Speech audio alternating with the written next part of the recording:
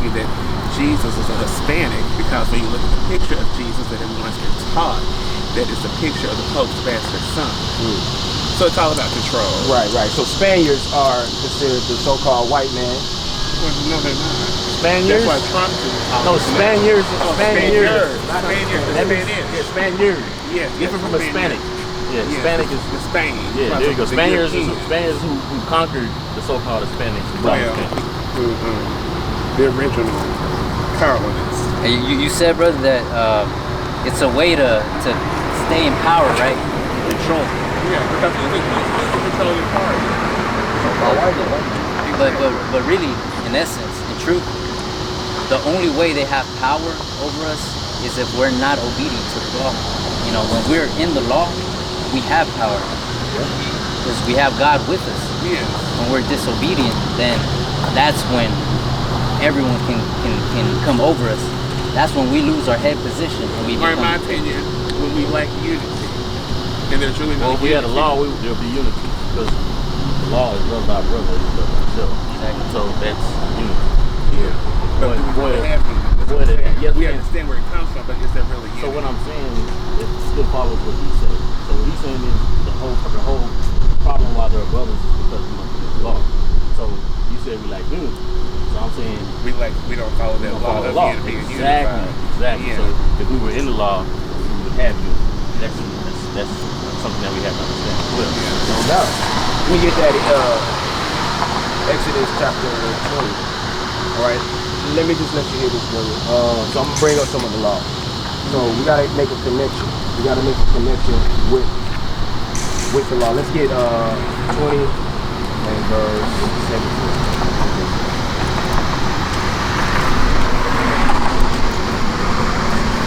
Book of Exodus, chapter 20, verse 17. Thou shalt not covet thy neighbor's house. Covet. Go ahead. Thou shalt not covet thy neighbor's wife, nor his manservant, nor his maidservant, nor his ox, nor his ass, nor anything that is thy neighbor's. So when you covet after things, when our people are taught to covet things of one another, and then where do these things come from? Where do let me get Deuteronomy chapter 28 and verse 48. So where do these things come from that we covet? You know, we covet things because we kill each other for things that they had, right? Because of jealousy, right? Because of envy, no? You know, because of strife, right? I mean, I don't do all of that because I understand. I'm just trying, because we speaking as a nation, because we were just talking about, you know, us being connected to one another, us having a connection, us being together and coming together. We should, I agree. But I guess my whole thing is like everything you're saying at this point where I'm at this point in time, everything that you're doing is nice, but we need to really be doing it hard, just trying to figure out how can we become unified and come up with some type of a plan where we can elevate ourselves to where we are currently.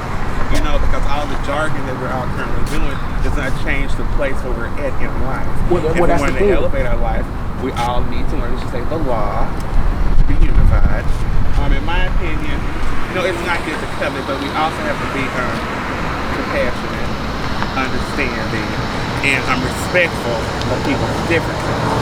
So there's a whole lot that needs to occur before we will ever be the ruling party again. Well, brother, it's like this. We covet after our neighbor's things. That's the reason that when we see somebody dropping in a nice car, we have a thought, man, I want to get like that. Let me turn to this world and let me go work for this person, that person. We don't want to start from square one. And actually, you know, we're not understanding the fact of why we're in the situation to begin with. Have you ever heard of Black Wall Street? We are in this situation because of integration. And had we stayed segregated and had our own education systems like we were in the beginning, yes, I've heard of Black Wall Street. Have you also understand? Let me tell you something. I'm not coming down. I'm telling you. So let me finish my thought. So you said you were familiar with Black Wall Street. Black Wall Street, we had that before, and what happened? It was thrown down by violence. So. And then we were integrated. But what I'm saying is we had Black Wall Streets everywhere. In Houston, Sunnyside wasn't all black neighborhoods. It was very lucrative. But then, I guess what I'm saying is what we need to understand is everything that we're saying the same thing, but maybe worded differently. But I'm saying that we're not have more if we started from zero. if we stop making them rich by the things that we covet. Because when you recognize everything that we purchase is owned by the ruling party. Exactly. But Bring that up. why is that? No, I'm gonna ask you this. I don't need to bring that up because I'm but still what giving saying- advocacy I to understand, everybody. but Bring my that out for me real I have quick. a question to you. Deuteronomy chapter 28. You all are not verse listening. 48. Listen, I grew up in the church. Go ahead, read it. I know all about that. Therefore shalt thou serve thine enemies, which the Lord shall send against thee, in hunger, and in thirst, and in nakedness, and in want of all things. That's right. And he shall put a yoke of iron upon thy neck, until he have destroyed thee. So we agree. The Bible agrees to that extent. What you were saying, you're speaking what the Bible speaks. So that's why I'm saying we're not at odds when it comes to the understanding of what we need to do. It might be a little rocky because I mean I feel like you've seen other camps and you've seen how it looks like, you know, brothers just coming down on each other. But that's the fashion that we get from being in the system of oppression. The scripture saying in Ecclesiastes chapter 7 verse 7, Yeah, but oppression I makes a wise understand. man mad. But in essence, what I'm saying is, how does one come from being oppressed? Yeah. That's what I'm trying to say to you. There are many things that we can do that will end oppression. What do you think? What I was trying to tell you. Versus, like how we say we need to boycott this and boycott that. We have to become self-sufficient. And like you're saying, the Black Wall Street, do you understand that when we were segregated, that you had more black doctors, more black teachers, your black neighborhoods are educated? So in essence, what I'm saying is, we're saying the same thing. We're trying to help each other. We need to learn to elevate each other. We need to learn how to save our dollars and fund ourselves versus saving our dollars to go and buy something, because at the end you're only controlling, you're keeping the higher parties in office. Chapter 9. So Let me ask you a question. So you say you grew up in the church, right? So you believe in God? So when you speak about what make things better, how much power are you giving God? When you're speaking about what God has buying control. power and boycotting and things of that nature. We're speaking of those things. How much power are you giving God versus giving man? God has power over everything. So you would agree that everything is predestined. So if everything is predestined, then everything's already played out in the Bible exactly and told exactly what we need to do Yes. to get from where we are now, right? So only way we can really get out of our oppression and what we're dealing with is through what the scriptures say. Anything dealing outside of the scriptures is going to come to naught, and that's what the scripture says. That's why you have a Martin Luther King that gets killed, a Malcolm X that gets killed, a Reverend Jesse Jackson who works with the FBI. In my opinion, Martin Luther King got killed because he realized, like one of his last sermons, he said that we're integrated into a burning house. At the end of the day. And at the end of the day, he realized that what we should have been doing versus integrated. You might be right about that. I'm not right. There's no might. Look, you might be right about that. But What you need to do is stop reading your Bible and read some more things. See, that's what I was waiting to hear. So you don't believe in God. So start at verse So you 8. don't believe in God. Verse 8. I believe in God. You Don't believe understand in who God. wrote your Bible? You just Your said put the Bible down. Because You just put the Bible you're down. reading the King James Bible. Do You you sure who understand King James is? I know who King James Tell is. me. That's what I'm about to Tell me. educate you on. The same person who wrote the Bible of the devil. He was a homosexual who did a lot of things. You talking about we need to read other things. You don't even know who King James. So I know that's not King I have a James. degree That's not what King James I have a degree did, in brother. religious, But who says who though? Who told you that information? See, go ahead and bring that out, brother. He believes in a white God. Yeah, He don't believe in nothing. he don't believe in anything. That's why he believes what he believes as a That's why brute he- beast, that's man. why he effeminate like he is. He don't believe in He nothing. said Isaiah. Isaiah chapter 8. Give me verse. 14. That's why I wanted verse to 8. cut to that, man. Like Chapter all 9, that, verse 8. All that talking about the world, man. I ain't got time for that, man. Yeah, man. Got Go time. ahead. It's thus saith the Lord. Yeah. And brother, you gotta stop being effeminate, man. 1 Corinthians chapter 6, verse 8. Oh yeah. So this is the book of Isaiah, chapter 9 and verse 8. The Lord sent a word into Jacob, and it hath lightened up Israel. And all the people shall know, even Ephraim, and the inhabitants of Samaria, that say in the pride and stoutness of heart, the bricks are falling down, but we will build with hewn stones. So they trying to recycle ways of living that we already did, been there, done that. You understand? That's what the scripture is saying. Read that again. Bricks. The bricks are falling down, but we will build with hewn stones. That's right. Go ahead. Keep going. The sycamores are cut down, but we will change them into cedars. That's right. So they want to go back and repeat the same madness that our forefathers did, man. Oh nah, man. I know the so-called black man had many cities in America where it was nothing but black excellence throughout those towns, right? And then what happened? You want to come up and pick up that same practice when the so-called white man is the problem, man. It's like it's that folly, man, because you want to boast to me about your knowledge and and how you got a degree in this and that, but brother, you getting on the bus. Huh. You understand what I'm saying? Where does your degree get you if you got one? Yeah. You understand what I'm saying? So I'm not trying to hear that. That's the same oppression we trying to get you to understand. No matter how much education you may have, if you don't have these laws, statutes, and commandments, you're nothing. And it's just that simple. But let me read this for the camera real fast, man, because he said something about the KJV, and that's why I brought this. You understand what I'm saying? So this is the Zondervan Bible Dictionary, which is actually written by Edomite. If you understand what I'm saying. Scholars. So this is the people he subscribes to. Mr. I got my degrees, right? Mm-hmm. So let's read about the King James Version of the Bible. When Elizabeth died in 1603, the crown passed to James I, who had been King James of the Scotland for 37 years. Scots. As James the Fifth, James the Sixth,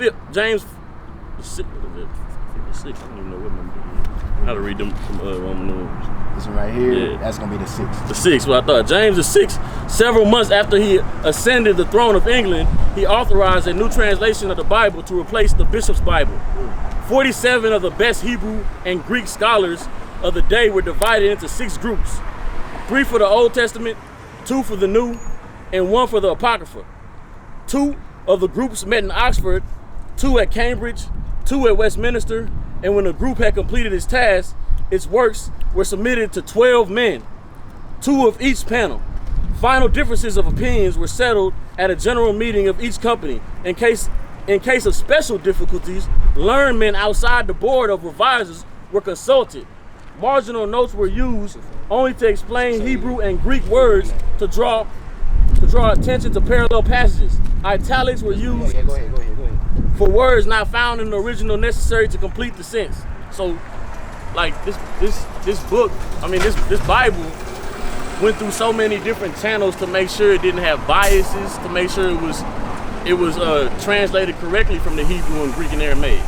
It went through multiple channels. So you want to tell me to put down the only way that I get to know who I am, the only way that told me who I am? I wouldn't know I'm an Israelite if it wasn't for the Bible. I would still be calling myself African American, right? Which makes no sense because my people come from Jamaica. But yet, I still gotta click that box. You know what I'm saying? Like, come on, man. It's ridiculous. But like I said, that's why I asked him like I did. I said, hey, do you believe in the Lord? That's why I asked that question first, so he can show you who he is. Because it took 2 minutes after that. Well, you need to put that Bible down. How you gonna say you believe and then say put it? All right, this is 1 John, chapter 1, verse 4. Bring it out. He that saith, I know him, and keepeth not his commandments, is a liar, and the truth is not in him. Come on now. So, you are inexcusable, old man. When the Lord deal with you, and he will deal with you, you in that effeminate spirit. With no wise let Okay, that's right.